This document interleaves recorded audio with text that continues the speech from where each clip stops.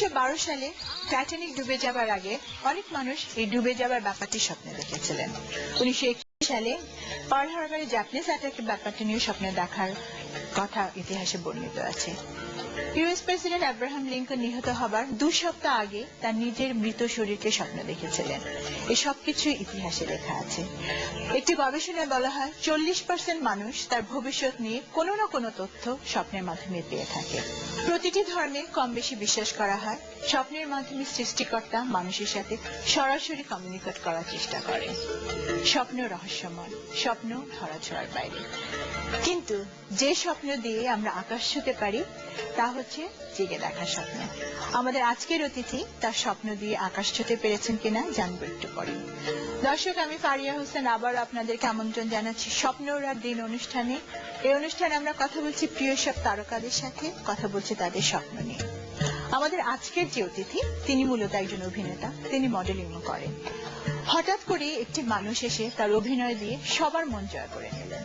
আমাদের আজকের অতিথি এই সময়ের একজন জনপ্রিয় অভিনেতা, আসছেন মোশাররফ করিম।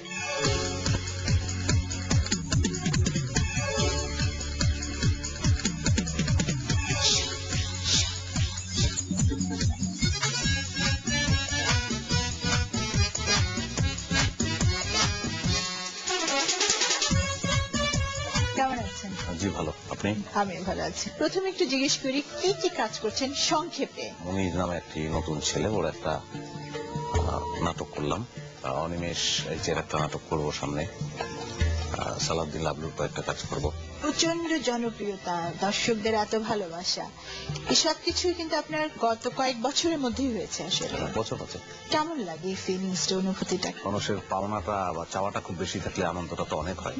এত লোক পছন্দ করছে, এত ভালোবাসছে, সেই জায়গাটা ভালো লাগে। আবার অতিরিক্ত চাপটাও মানুষের কখনো কখনো যে এটা বিরক্ত লাগে না, এটা বললে আসলে ভুল বলা হবে, অন্যায় হবে। যেমন বিশেষ করে ব্যক্তিগত সময়গুলোতে, যেমন তো আমার স্ত্রীকে নিয়ে আমি কোথাও বেড়াতে যাচ্ছি বা বেরিয়েছি, সেই সব সময় ভালো লাগে না, বা শর্ট দিচ্ছি ক্যামেরায়, সেই মুহূর্তে কেউ এসে ছবি তোলার জন্য ক্লিক করলো বা কথা বলতে চায় অনেক সময়, সেইগুলো আমি এনজয় করি না। এমনিতে যখন রিল্যাক্স আছে মানুষজন কথা বলে ভালোই লাগে, বরং কথা না বললেই তো মনে হবে যে ভুলিয়ে গেছি নাকি। হ্যাঁ, কি হলো ব্যাপারটা কি? একজন মোশাররফ করিম কি হঠাৎ করে হয় না, এর পেছনে বা হয়েছেন বা এর পেছনে একটা অনেক কষ্টের, একটা সংগ্রামের একটা গল্প আছে? গল্প কি, আমি আসলে কষ্ট বা সংগ্রাম এই শব্দ দুটোকে বিশ্বাস করতে চাই না। আমার ব্যক্তি চরিত্রের মধ্যে ব্যাপারটা নেই, কারণ ছোটবেলা থেকেই আমি যে কোনো কষ্টের কাজ, মানে পারিবারিক যে কোনো কষ্টের কাজ আমি সবসময় অ্যাভয়েড করে গেছি। আচ্ছা। এবং আমার ফ্যামিলি আমাকে ফাঁকিবাজ বলেই জানতো, এবং আমি পালাতে পছন্দ করতাম। যে আমার ভালো লাগতো না সেখান থেকে আমি পালাতাম। সেই অর্থে আমার যে সময়টা নাটকের পেছনে, থিয়েটারের পেছনে কেটেছে একটা দীর্ঘ সময়, সেটাকে আমি কষ্ট বলবো না, আসলে ওটা আনন্দের সময়।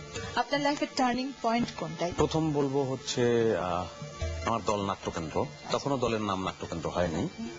তারিক ভাই, মানে তারিক আনাম খান, উনি ইন্টারভিউ কল করলেন, কিন্তু আমার তখন যোগ্যতা ছিল না আর কি। একটা বলা ছিল যে এইচএসসি পাস হতে হবে, ইন্টারমিডিয়েট পাস।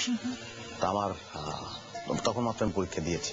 তারিক ভাই জিজ্ঞেস করলেন ইন্টারভিউতে যে তুমি যা ফর্মে যা লিখেছো তাতে তো তুমি পাস করোনি, তাহলে তুমি অ্যাপ্লিকেশন করলে কেন? আমি বললাম যে আমার আসলে মনে হলো যে আপনাকে বলে দেখি যদি নেন। পরে তারিক ভাই ডেকেছেন। আমার প্রথম যে নাটকটা আসলে ক্লিক করা যেতে বলে আর কি, সেটা হচ্ছে মোস্তফা সরোয়ারের ক্যারাম। তারপরে লাবলু ভাইয়ের হবে হাট করলাম, ঘর কুটুম করলাম, সেগুলো। তারপরে আরেকটা বড় ক্লিক হচ্ছে 420। বিশেষ করে আপনি এবং আপনার সমসাময়িক আরো 2-1 মিলে আমাদের যে নায়কের যে চিরায়ত অবয়বটা, যে ইমেজটা, এটাকে আপনারা একদম অনেকখানি বদলে দিয়েছেন। এতটা কি স্বপ্ন দেখেছিলেন যে এতটা হবে কখনো? আমি এতটা কি, আমি মোটেই স্বপ্ন দেখিনি। আমার কোনো স্বপ্ন ছিল না আসলে। আর বদলে দেওয়ার চিন্তা ভাবনা থেকে যে আমি বদলে দেব, সেই রকম অ্যাটিচিউড থেকে আসলে আগানো না। আর আমি নায়ক বলতে আমি যেটা মনে করি, আসলে আমি হচ্ছে মুহূর্তটা, যে এই মুহূর্তে যে চরিত্রটি পেলাম, ওটার চরিত্রায়ন করতে পারলেই একটা তৃপ্তি আমার মধ্যে ঘটে, এবং ওই তৃপ্তি পর্যন্তই আপনার যে স্বপ্ন পূরণ এখন হচ্ছে এটাকে আকাশ ছোঁয়ার কত দূর কাছাকাছি যেতে পেরেছেন বা আকাশ ছুঁতে পেরেছেন মনে হয়? ব্যাপারটা তো বিশ্বাস না থাকাই উচিত আমার মনে হয়, একটা অলিক ব্যাপার। আলটিমেটলি তো নীল একটা ইলিউশন, আকাশ ছোঁয়া যায় না। এবং ছোঁয়ার টার্গেট থাকারও দরকার নাই, পথ চলাতেই আনন্দ। আমি খুব হ্যাপি এবং শুক্রিয়া। কেন মানুষ স্বপ্ন দেখে? একটা রিহার্সাল তার মনের মধ্যে হয় যে এমন যদি হতো, এমন যদি হতো, এমন যদি হতো, এমন হলে হ্যাঁ কেমন যেটা হতো? কেমন হতো সেটা ভাবে, আবার ভুলেও যায় তুই কি ভাবছি, এরকম হয়তো ভাবে।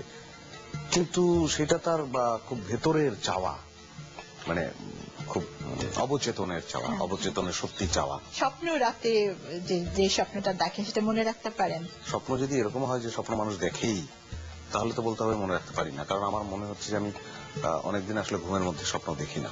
এটার কিন্তু একটা পিছনে রিজন আছে, বলে যে প্রতিটা মানুষ স্বপ্ন দেখে, কেউ মনে রাখতে পারে কেউ পারে না। যাদের খুব সাউন্ড স্লিপ হয় তারা মনে রাখতে পারে না। আর একেবারেই যদি না দেখে তাহলে তাহলে আপনি খুব অবাক হবেন শুনলে তার প্রোটিন ডেফিসিয়েন্সি আছে। আচ্ছা আচ্ছা। যদি একেবারেই না দেখে, ইটস এ ফিজিক্যাল একটা প্রবলেম, এটা যদি না দেখে আর কি।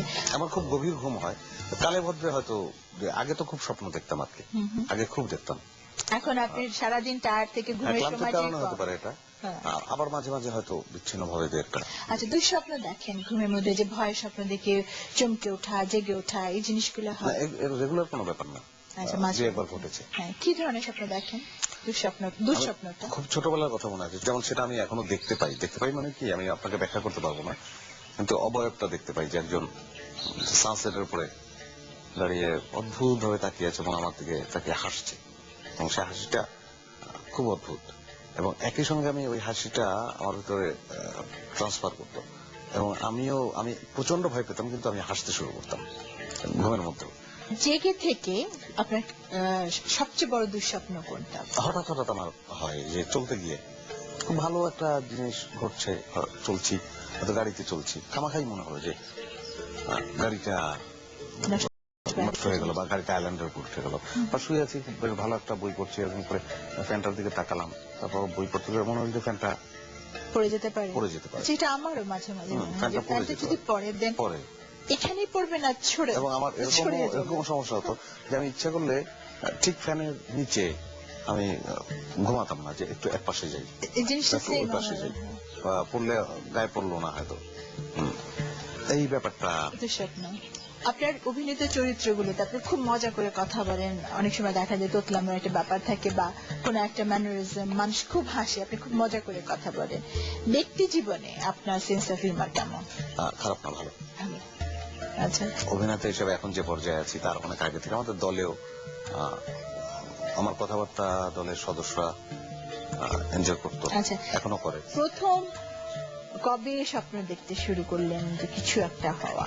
সিনেমা আমার খুব ভালো লাগতো ছোটবেলায়, আর তখন তো পারিবারিক ভাবে সিনেমা দেখার রেওয়াজটা ছিল, একদম ফ্যামিলির সবাই মিলে, মা বাবা ভাই বোন সবাই মিলে যে সিনেমা হলে যাওয়ার রেওয়াজ ছিল।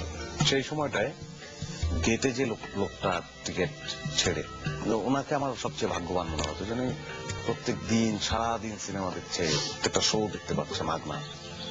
এটা হতে পারলে সবচেয়ে ভালো হয়। এবং ছোট্ট আমার কথা বলার কথা কম, ছোট্ট একটা বলি, আমরা ছোটবেলায় আমাদের ফ্রেন্ডদের সবার একটা ইচ্ছে ছিল যে গেটম্যানকে বিয়ে করবো। ও প্রত্যেকটা শো দেখতে পারে, ওর বউ তো দেখতে পারবে। আচ্ছা, আসে আপনার কথায়, তারপরে তো ওই স্বপ্নের সঙ্গে এখন মিলিয়ে দেখলে যে এখন আমি যা হয়েছি তার সঙ্গে ওই স্বপ্নের তো আসলে মিল আছে। জীবনে একটা লক্ষ্য স্থির করলেন যে এটা আমার স্বপ্নটা, সেটা তো অভিনেতাই তো, তার মানে অবশ্যই। কিন্তু আমি এখন এভাবে বলবো যে আমি বোধহয় লক্ষ্য স্থির করেছিলাম, কিন্তু আমি মানুষ থাকে না যে একটা টার্গেট করে যে আমি এই হব, অভিনেতা হব, এই টার্গেটটা বাংলাদেশে একসময় করা তো আসলে টাফ ছিল। হ্যাঁ, মানে প্রফেশনালি ব্যাপারটা, সেটা তো আসলে এক সিনেমা ছাড়া তো আর সম্ভব ছিল না। কিন্তু আমি আমার ঢাকায় এসে থিয়েটার দেখার পরে আমার মনে হলো যে আমি থিয়েটার করবো। এর আগে ছোটবেলায় স্কুলে একটু কবিতা পড়া বা একটু অভিনয় অংশে অংশগ্রহণ করা, সেগুলো ছিল, সেগুলো করেছি, এনজয় করতে। আর একটা ব্যাপার ছিল, আমি খুব ছোটবেলাতেই 6-7 যখন পড়ি তখনই বয়স্ক লোকজনদের বা আমার চেয়ে বড় যারা, এদের কপি করার একটা টেন্ডেন্সি ছিল, খুব ছিল। এই জন্য মজাও পেয়েছি, মারও পেয়েছি, খুব সম্ভ্রান্ত একজন লোক, তার হাঁটাটা নকল করে ফেলেছি। তো উনি এসে দেখে দিয়ে ফেললেন। সেই লোক তো খুব মাইন্ড করে বাবার কাছে বিচার দিল। এই ব্যাপারগুলো ঘটেছে। ওটা সেই সময় ছিল, কিন্তু পরে থিয়েটার দেখার পরে আমার মনে হলো এটা আমার করতেই হবে। এখন এটা ঠিক কেন করতে হবে তা জানি না, এটা করলে কি হবে, এটা করলে আমার পকেটে প্রচুর টাকা আসবে কিনা, আমি জীবন ধারণ করতে পারবো কিনা, সেই ভাবনাগুলো কিন্তু ছিল না। যে আপনি যে পড়াশোনাটা যেটা করেন সেটা এখন যে চরিত্রগুলো করছেন সেটাতে কি আপনি এটা কাজে লাগাতে পারেন, কাজে লাগানোর সুযোগ পাচ্ছেন? হ্যাঁ, কাজে তো লাগেই আমার কাছে। আমি পড়াশোনার ক্ষেত্রে একটুখানি বলতে চাই, আসলে আমি যেমন নিউজ পেপার খুব ভালো করে পড়ি না।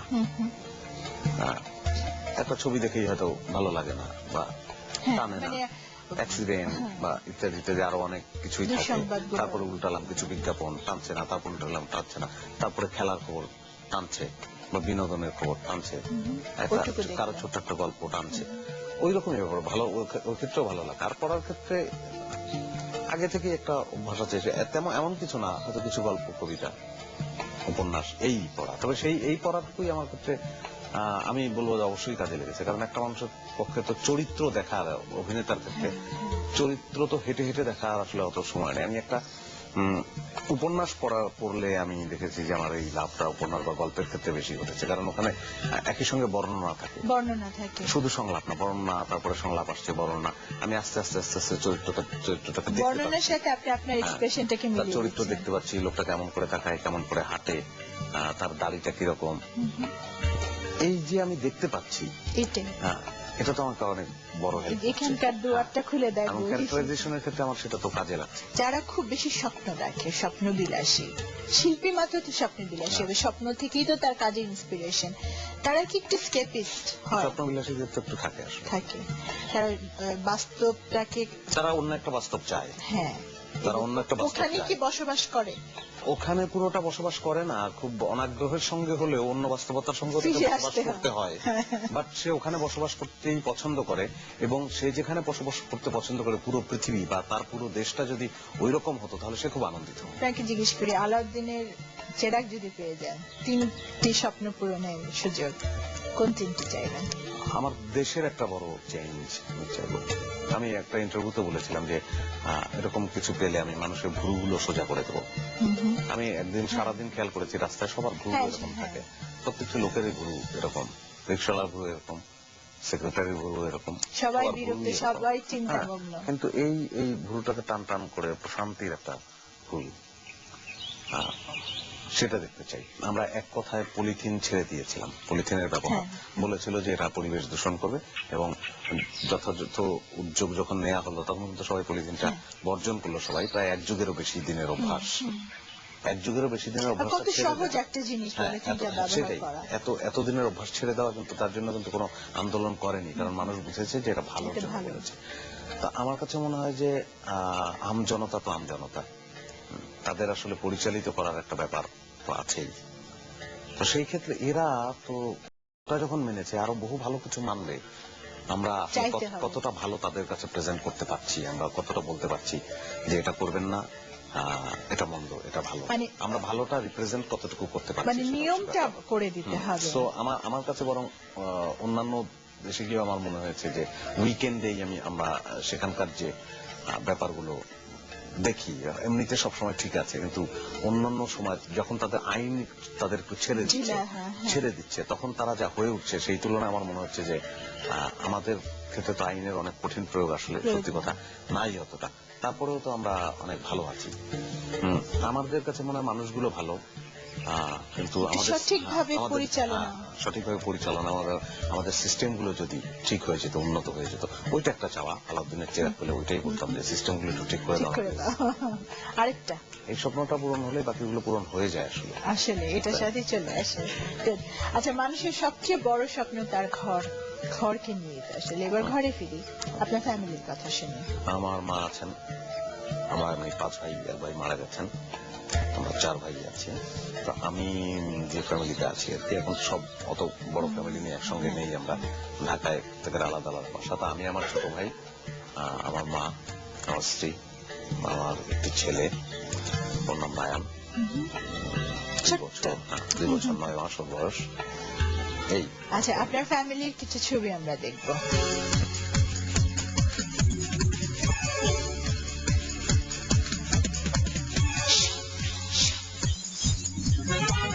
স্বপ্ন ভাঙে, স্বপ্ন গড়ে, স্বপ্ন কিছু ঝরে পড়ে, কিছু স্বপ্ন সাদা কালো, কিছু স্বপ্ন রঙিন। আকাশ ছোঁয়া স্বপ্ন আছে সব মানুষের বুকের কাছে। স্বপ্ন ভাঙে, স্বপ্ন গড়ে, স্বপ্ন কিছু ঝরে পড়ে। আচ্ছা, সন্তানকে নিয়ে কি স্বপ্ন দেখেন? আসলে আমার নিজের কাছে আমার যেটা মনে হয় যে মানুষ তো সো বলা যায় না ভালো কিছু হোক, that's all। যে জায়গায় সাকসেসফুল দেখবো, ওর যেদিকে সাকসেসফুল দেখবো আমার ভীষণ ভালো লাগে, আচ্ছা, ওখানেই আপনি সেটা চাই। support হ্যাঁ, করেন। অনেক ভালো লাগবে আমার। আচ্ছা, আর সন্তানের পরে তো স্বপ্নের রঙই বদলে যায়। এখন আপনার কাছে স্বপ্নের রং কি? সাদা মনে হয় ভালো স্বপ্নগুলোর রং, আর খারাপ স্বপ্নের রং কালো মনে হয়। আচ্ছা আচ্ছা, আপনি জানেন যে একটা গবেষণায় স্বপ্নের মানুষের স্বপ্নের মনের যে স্বপ্নের রং সেটাকে ইন্টারপ্রিটেশন আছে এবং সেটা সাথে বলা হয় যে চরিত্রের কিছুটা মিল পাওয়া যায়। আচ্ছা, আচ্ছা। আমরা একটু দেখবো। দেখেন কি ভয়ঙ্কর বিষয় বলে। না, আপনি হোয়াইট বলেছেন। White is always good. White is purity, perfection, peace, innocence, dignity. আর কি চান? সব ভালো। আর খারাপটাতে গেলাম না, ভালোটার পরে আর খারাপটাতে যাওয়া দরকার না। আমার এখন মুখস্থ হয়ে গেছে এই জিনিসটা। স্বপ্ন আপনি একটা কখন ওড়ায়? মানে ওরাই বলতে হচ্ছে যে আমি যে বিভোর হয়ে যাই এবং থাকি না, আমার প্রায় মনে হয় যে আমি নুসরাত ফাতে আলী খানের মতো গান গাচ্ছি, এটা আমার মনে হয়। এবং আমি দেখতে পাই যে আমি বসে গান গাচ্ছি, যদি আমি গানের আমি মোটেই গান গাইতে পারি না, কিন্তু আমার ওনার গান আমার এত ভালো লাগে, আমার মনে হয় আমি গান গাচ্ছি, হাজার হাজার দর্শক, আমি ডুবে যাই। ওই ওই স্বপ্নটা, গানের স্বপ্নটা আমাকে ওরা। আর ছবি আঁকা, আচ্ছা এই দুটো কোনোটাই আমি পারি না, আচ্ছা, কিন্তু আমার প্রায় মনে হয় যে আমি যদি হতো। হ্যাঁ, আমি ছবি আঁকছি এরকম দেখতে পাই, আচ্ছা good. এবং সেটা আমাকে অনেক দূর নিয়ে যায়। আমার কাছে খুব বিস্ময়কর লাগে যে যারা পোর্ট্রেট করে কেমন করে, হ্যাঁ, যে দেখে কেমন দেখে করে পেন্সিল দেখে দেখে যে নিয়ে পেন্সিল আসে। স্কেচ ইজ হ্যাঁ। খুব টাফ। আমার কাছে এখনো বিস্ময়কর, সবসময় বিস্ময়কর এটা। আচ্ছা, আর পোড়ায় কখন স্বপ্ন? স্বপ্ন পড়ায় হচ্ছে যে কোনো স্বপ্ন সফল হওয়ার আগ পর্যন্ত আচ্ছা, পড়াতেই থাকে। আর তারায়? আর যে কোনো তীব্র স্বপ্নই আসলে তারা সফলতার দিকে নিয়ে যায়। গত 5 বছর বা তার আগে গ্যাপ দিয়ে যে কাজগুলো করেছেন, যে চরিত্রগুলো করেছেন, এখন পর্যন্ত কোন স্বপ্নের চরিত্রের, বলবো না স্বপ্নের চরিত্রের দেখা পাওয়া, বাট কাছাকাছি গেছেন? অনেকগুলো ক্যারেক্টারই আমার করা কাজের মধ্যে প্রিয় আছে, কিন্তু সেগুলো তার মানে এরকম না যে স্বপ্নের ক্যারেক্টার। চরিত্রটা এখন না। যেমন 420 ক্যারেক্টারটা, ঘরকুটুমে একটা ক্যারেক্টার করেছি, ওটা তোমার দয়ে ভালো আছি মা নাটকে হ্যাঁ। একটা ক্যারেক্টার করেছি, হ্যাঁ, ওখানে আপনার একটা কান্নার দৃশ্য দেখে আমি কেঁদেছিলাম। সাকসেসফুল। ক্যারামের ক্যারেক্টারটা, তারপরে হাওয়াই মিঠাই নামে একটা নাটকে একটা ক্যারেক্টার করেছিলাম, সেই ক্যারেক্টারটা। এগুলো মোটামুটি হ্যাঁ, স্বপ্নের কাছাকাছি। এই ক্যারেক্টারগুলো আমার মনে পড়ে, বারবার মনে পড়ে যে ভালো করতে পেরেছি। তারপরে স্টেজে আমি সুখ নামে একটা নাটক করেছিলাম, একটা নাটকটা খুব সম্ভবত মিশরের একজন নাট্যকার আব্দুল মোনেম সেলিমুনার লেখা, তারিক ভাই ডিরেকশন দিয়েছিলেন। তারিক একটা ক্যারেক্টার যার মানে আমি, আমার মুখে কোনো সংলাপ ছিল না, টোটাল অ্যাক্টিংটাই মিউট। আচ্ছা আচ্ছা, ক্যারেক্টারটার কথা খুব মনে পড়ে। বিচ্ছুতে একটা ছোট্ট ক্যারেক্টার করেছিলাম, স্বপ্ন ভঙ্গ হয়েছে কখনো? মনেই করতে পারছি না। তার মানে আমরা চাই না যে আপনি আর ওখানে যান, মনে করে যেটা মনে করতে হ্যাঁ, হবে, থ্যাংক ইউ, থ্যাংক ইউ। তার মানে স্বপ্ন ভঙ্গ নেই। ভঙ্গ নেই। আচ্ছা, তাহলে আপনি একটু ফিল আপ দ্য ব্ল্যাঙ্কস করেন আমার জন্য। Please. স্বপ্ন যখন সত্যি হয় ড্যাশ কি? স্বপ্ন যখন সত্যি হয় তখনই মনে হয় যে আমি মানে আমি সম্পূর্ণ। আর অভিনেতা মোশাররফ করিমকে পরিচালক হিসেবে কবে দেখছি? সম্ভাবনা আছে বা নাই এরকম আমার প্রতি, আমিও এই ব্যাপারে আমি স্বপ্ন দেখি, আমি শর্ট দেখতে পাই আমার কাজ করতে গিয়ে, বা একটা গল্প ভাবছি, তখন আমি ভাবি যে এখানে ক্যামেরাটা বসবে, তার মানে লাইটটা অচিরেই এরকম হবে। অচিরেই কিন্তু আবার দেখা গেল যে এটা কোনোদিনই হয়তো হলো না, এরকমও হতে পারে। দেশটাকে নিয়ে কি স্বপ্ন দেখেন? দেখ, আমি এর মধ্যে একটা বই পড়ছিলাম, আনু মোহাম্মদের লেখা কিউবা। ওই বইটার একটা ভাবনা আমার কাছে খুব ভালো লেগেছিল, লেখাটা যে কিউবায় উনি গিয়েছেন, সেখানে বড় কোনো বিল্ডিং নাই, খুব বেশি আপনাকে টানবে না কাছে যে বড় বিল্ডিং আছে, এটা আছে সেটা আছে, অনেক জিনিস আছে, তা না, রাস্তাঘাটও আপনাকে খুব একটা আকর্ষণ করবে না, কিন্তু একটা পর আপনি এবং বড় বড় মার্কেট নাই, কোনো কিছুই নাই, কিন্তু ওদের হচ্ছে যে প্রতিটি মানুষের সুচিকিৎসা এবং ফ্রি, সেটা কিন্তু এনশিওর করা, এবং খাদ্য এটা এনশিওর করা। আসলে তো লাগে এগুলোই। হ্যাঁ, মানে বাইরের সৌন্দর্যটা হয়তো না, মানে কিন্তু এটা- মৌলিক বিষয়টা আমার আছে। কাছে মনে হয় আমাদের দেশে সেটাই এই যে আগে সেই দরকার। জায়গায় অনেক বিপরীত চিত্র আছে। আপনি আমাদের অনুষ্ঠানে এসেছেন, অনেক অনেক অনেক ধন্যবাদ। এবং দর্শকদের যদি কিছু বলতে চান। ধন্যবাদ আপনাকেও। আমি আমার এই অনুষ্ঠান শেষে আমার একটা ব্যক্তিগত অনুভূতি যে এইরকম টক শো আমি এখন পর্যন্ত একটাও করিনি। অনেক ভিন্ন ধরনের কথা এবং ভেতর থেকে অনেক কথা বের হয়ে আসলো। আর শেষে একটা কথা বললাম, কথাটা বলার জোর, কথাটা আমি বলতেই পারি কিন্তু জোর আমারও একটু কম আছে। চলুন আমরা একসঙ্গেই বদলে যাই। ওই যে সেই আমার ইউজ করা টিস্যুটা যেখানে সেখানে না ফেলি, বা এরকম ছোট্ট ছোট্ট করে আমরা একটু একটু পরিশীলিত হয়ে উঠি, সুন্দর হয়ে উঠি একসঙ্গে। আমি যে খুব করছি তা না, আমি চেষ্টা করছি, আপনারাও চেষ্টা করেন। দর্শক, দেশকে নিয়ে আমাদের সবার স্বপ্ন, দেশকে নিয়ে আমাদের সবার স্বপ্ন একটু একটু করে বাস্তবে রূপান্তরিত হবে, এই আশা করছি। বিদায় নিচ্ছি আজকের অনুষ্ঠান থেকে। দেখা হবে আবার আগামী অনুষ্ঠানে। তার আগে স্বপ্ন তথ্য। আমরা মনে করি জন্ম থেকে স্বপ্ন, আসলে তাই না। স্বপ্ন শুরু হয় জন্মের অনেক আগে থেকে। 30 সপ্তাহের একটি শিশু মায়ের গর্ভে 24 ঘন্টা স্বপ্ন দেখে। তবে তখন তারা কি স্বপ্ন দেখে সে সম্পর্কে এখনো কিছু জানা যায়নি। সবকিছু যদি জানা হয়ে যায় তাহলে সৃষ্টির রহস্যটাই তো থাকলো না। রহস্য থাকুক, স্বপ্ন থাকুক। ভালো থাকবেন, স্বপ্ন দেখবেন।